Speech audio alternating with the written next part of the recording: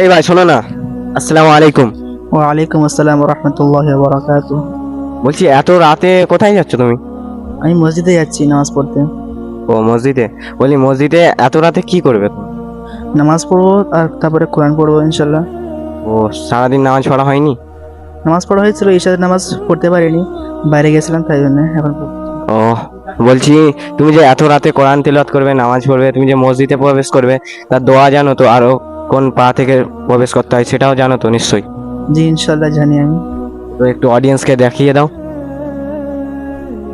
মসজিদে ঢোকার দোয়া হচ্ছে আল্লাহুম্মা ইফতাহলি আবওয়াব রাহমাতিক, আর ডান পাতে ঢুকতে হয়।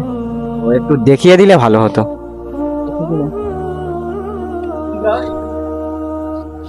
এই ক্যামেরাম্যান একটু এই সাইডে আসো, দেখিয়ে দাও। ডান পাতে ঢুকতে হয়, তারপরে বলতে হয় আল্লাহুম্মা ইফতাহলি আবওয়াব রাহমাতিক। ও, আর কোন পা থেকে বের হতে হয়? বা পাতে বের হতে হয় দোয়াটা?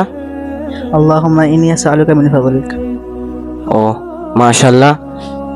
দাদা ভাই এই যে দোয়া দুটোর কথা বললো, এই দুটো দোয়া যখনই মসজিদে আসবে তখনই পড়ার চেষ্টা করবে ইনশাল্লাহ। আর এই ভিডিওটা অন্যজনকে শেয়ার করে দাও, সে হয়তো এই দোয়াটা শিখতে পারবে, যাকে বলা হয় সাদকায়ে জারিয়া। আর ফলো করে পাশে থাকার চেষ্টা করো।